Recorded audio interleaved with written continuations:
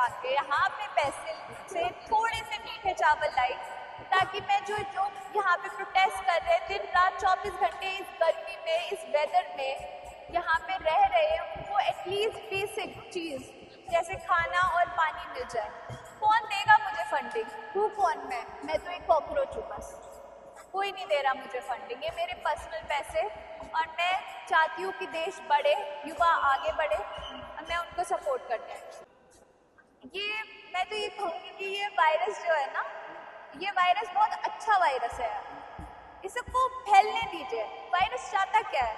आगे बढ़ना, कामयाबी, पढ़ाई, देश का आगे बढ़ना। तो इससे अच्छा वायरस क्या होगा? आप भी बनिए वायरस, आप भी कुछ देश के लिए करिए, देश को आगे बढ़ाइए। हम तो बस यही चाहते कि हम पढ़ाई करें, आगे बढ़े, कुछ बने, देश को आगे पहुंचाए। बस अगर हम वायरस है तो हम अच्छे वायरस है, गुड बैक्टीरिया। कोई चलन नहीं। तो बीजेपी का चलन तो ये भी नहीं था कि, बट मोदी जी के लिए एक्सेप्शन बनाया गया ना कि after age limit he still the prime minister of India. तो ये नया चलन भी बनाया जा सकता है रेजिग्नेशन का। When one rule can be change, the other can be too. आपको उम्मीद है कि इस्तीफा में? मुझे पूरी उम्मीद है। बस मैं चाहती हूँ कि युवा यहाँ पे हार ना माने, जो बच्चे यहाँ पे प्रोटेस्ट कर रहे हैं वो हार ना माने। हम लोग उनको जितना मोटिवेट कर सके और जितना और युवा हमसे जुड़ सके, हम हार नहीं मानेंगे तो एक ना एक दिन बात सुनी जाएगी। एक छोटी सी ही सोच से, एक छोटी सी ही हरकत से बदलाव आता है। हमें बदलाव चाहिए। तो मैं देख रहा था काफी देर से आप समाज सेवा में लगी हुई थी, लोगों को खाने भी बांट रही थी, लोगों की सेवा भी कर रही थी, और आज देश भर से जंतर मंतर पाकर के युवा प्रोटेस्ट कर रहे हैं। कैसे देखती हैं आप? मैं तो बहुत पॉजिटिवली देखती हूँ इसको, कि यहाँ पे मुझे मौका मिल रहा है। मैं इसको बहुत पॉजिटिव देखती हूँ कि युवा जाग रहा है, युवा अपने फ्यूचर के बारे में सोच रहा है, युवा परेशान है, युवा फ्रस्ट्रेटेड है, युवा चाहता है कि बदलाव हो। और हम भी यही चाहते हैं कि देश आगे बढ़े, सब आगे बढ़े, युवा आगे बढ़े। युवा ही सब कुछ है, इस देश का फ्यूचर है। तो अगर फ्यूचर खतरे में होगा तो देश आगे कैसे बढ़ेगा? हमारे प्रधानमंत्री जी बोलते हैं विश्व गुरु बनाएंगे, विश्व गुरु बनाएंगे भारत को। अगर आपसे जानना चाहूँ विश्व गुरु कैसे बनेगा, तो आपके नजर में क्या विजन होगा? मेरे हिसाब से तो क्या विजन होना चाहिए? फ्यूचर में तो विश्व गुरु बनेगा, पर फ्यूचर कौन है? फ्यूचर तो यहाँ का आज का बच्चा ही है ना। जब आप बच्चों को ही आगे नहीं बढ़ने देंगे तो देश आगे कैसे बढ़ेगा? बच्चों को पढ़ाइए, बच्चों को यहाँ पे मोटिवेट करिए। ये पेपर लीक्स, ये जॉब्स का धांधलेबाजी, ये सब खत्म करिए, करप्शन कम करिए, बच्चों को पढ़ने दें। बच्चे पढ़ेंगे तो देश भी आगे बढ़ेगा। जी, अभी एक रिसेंटली बयान जो है भाजपा अध्यक्ष का, नितिन नवीन जी का, बड़ा ट्रेंडिंग में है। उन्होंने ऐसे पहले भी दहशतगर्दों की टीम बताते रहे हैं। अभी उन्होंने वायरस बताया है, जो ये वायरस जो है भारत के लिए विवश करने वाला। इवन हमारा गट भी गुड बैक्टीरिया के बिना काम नहीं करता है, हमारा बॉडी भी चलता है गुड बैक्टीरिया के साथ। तो हम वो वायरस है जो गुड है। हम चाहते हैं देश आगे बढ़े, अच्छा बने, आगे हमारी और सफलता हो, देश का नाम हो दुनिया में। तो हम वो वाला वायरस है गुड बैक्टीरिया, हम उसको भी पॉजिटिवली लेते हैं। आज देखिए, मैं जाति धर्म की बात नहीं करूँगा, लेकिन आज हमारे मौलाना हो, चाहे हमारे धर्मगुरु, वो युवाओं में धार्मिक दृष्टिकोण डालना चाहते हैं, लेकिन हमारा देश का युवा क्या सोचता है? देखिए, धर्म अपनी जगह, वो सबका अपना अपना पर्सनल मैटर है। यहाँ पे हम ना धर्म पे बात करने आए, ना कास्ट पे बात करने आए, ना मंदिर पे, ना मस्जिद पे। यहाँ पे तो हम एक बेसिक ह्यूमन नीड के बारे में बात करने आए, and that is education. We have a right to education, but उसमें आप पढ़ने तो दे हमें। हम तो पढ़ने के लिए तैयार है, आप हमें वो भी नहीं करने दे रहे। इससे ज्यादा छोटी मांग क्या हो सकती है? तो इस समय भारत की सबसे बड़ी समस्या व्यवस्था क्या है? आई थिंक करप्शन और अकाउंटेबिलिटी ना होना। कोई भी ऊपर जो गद्दी पे बैठा है उसके पास जवाब नहीं है किसी भी चीज का, वो सुनना नहीं चाहता, वो बस अपनी सुनाना चाहता है। आप जिन लोगों ने आपको वहां पे बैठाया है, आप उनकी नहीं सुनेंगे तो आगे काम कैसे चलेगा? मेरे हिसाब से सबसे बड़ी प्रॉब्लम ये है कि यहाँ पे सुनवाई नहीं है, सुनवाई होनी बहुत जरूरी है। हमारे प्रधानमंत्री जी जब से बने हैं तब से मन की बात कर रहे हैं, जी लगातार सदियों से मन की बात कर जी रहे हैं। जी। इस मन की बात से युवाओं को, देश को कितना फायदा मिला, कितना फायदा मिला? मन की बात उन्होंने तो अपनी सुना दी, बट जनता की मन की बात क्या है वो तो उन्होंने जानने की कभी कोशिश ही नहीं करी। हम यहाँ पे इतने दिनों से प्रोटेस्ट कर रहे हैं, यहाँ पे बच्चे हंगर स्ट्राइक पे बैठे हैं, सोनम जी ऊपर बैठे हुए जो एक खुद उनकी हालत अब आज खराब हो गई है, बट कोई सुनवाई नहीं है।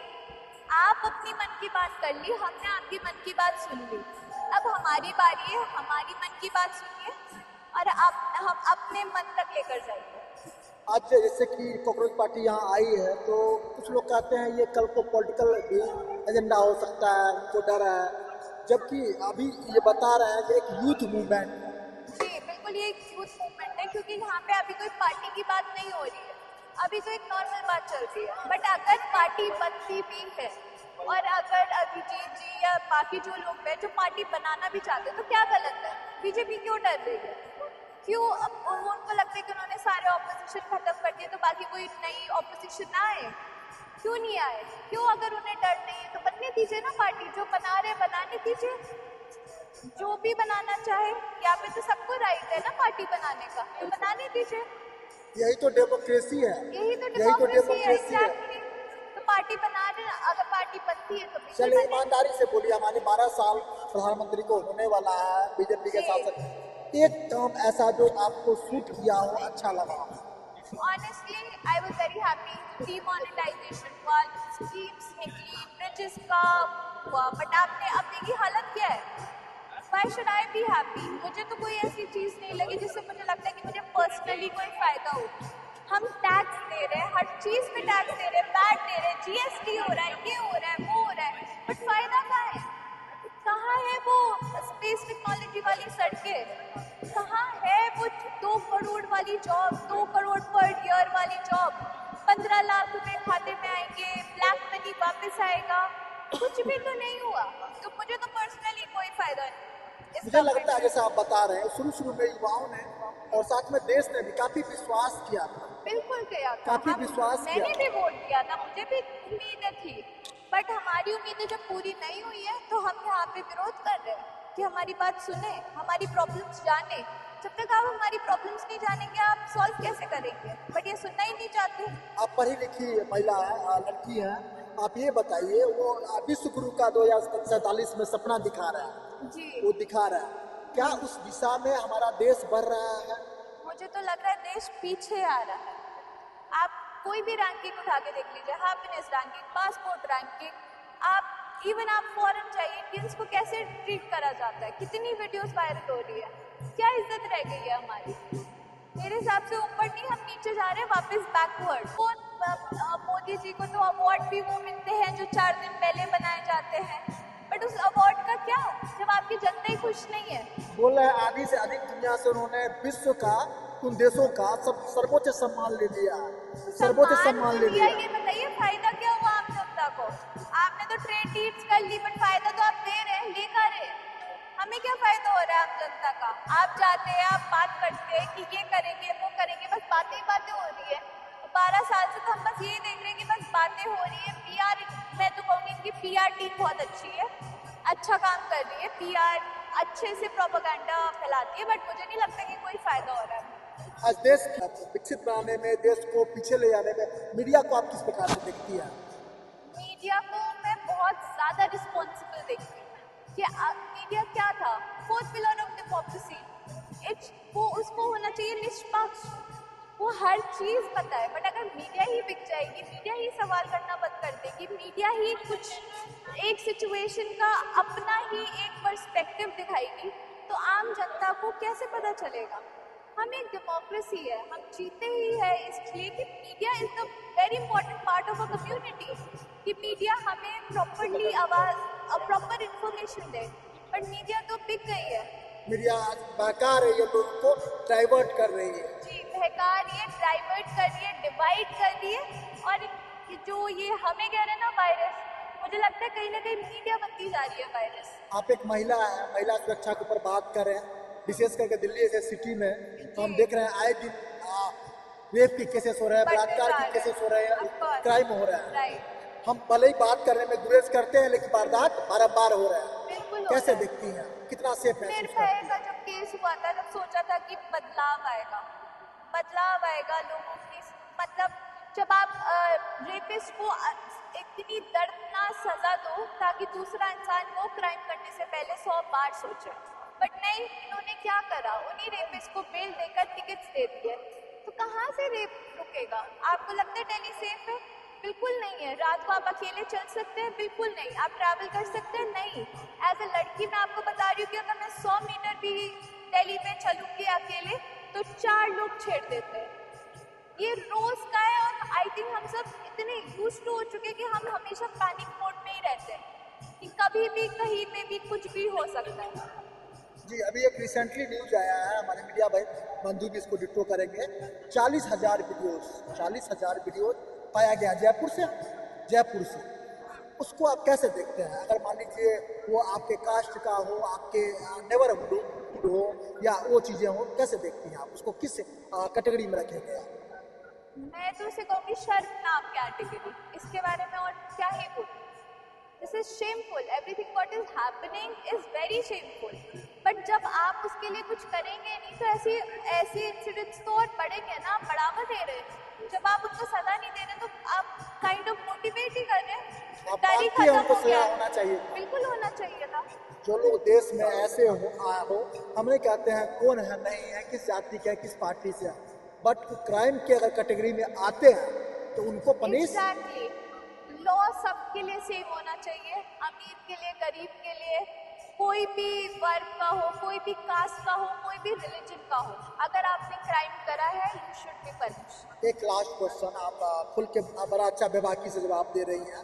सरकार ने लिबरलाइजेशन किया युवाओं के लिए, जो क्राइम कंट्रोल के लिए, उसके पीछे सरकार बोलती है हम क्राइम को कंट्रोल करने के लिए लाया।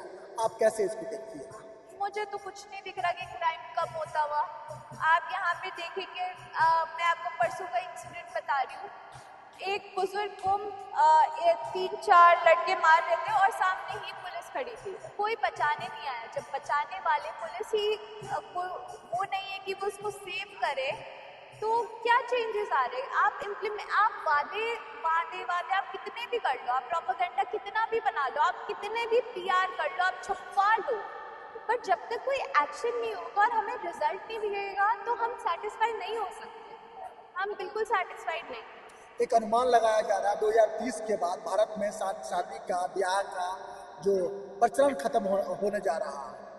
हाँ, ये मुझे लगता है कि इनइक्वालिटी इतनी बढ़ गई है और औरतें इतनी पावर फील हो गई है कि मुझे लगता है कि उनको समझ आ गया कि शादी ना करना भी एक ऑप्शन हो सकता है। एक लास्ट आखिरी क्वेश्चन, यहाँ बहुत सारे जेंट्स हैं, आप 1-2 महिलाएं यहाँ पर हैं, आसपास हैं बहुत सारे। आज देख रहे हैं नीले ड्रम में, पीले ड्रम में पुरुषों को, हम वुमेन एम्पावरमेंट की बात करते हैं, वुमेन सेफ्टी की बात करते हैं, वुमेन सेफ्टी की बात करते हैं, महिला सशक्तिकरण की बात करते हैं, लेकिन आज पुरुष कहीं ना कहीं बेबस पाया जा रहा है, कहीं नीले ड्रम में तो कहीं पीले ड्रम में। देखिए, जो क्राइम है वो क्राइम है, चाहे वो औरत ने करा हो या मर्द ने करा हो, उसकी टोटल निंदा करती हूँ मैं।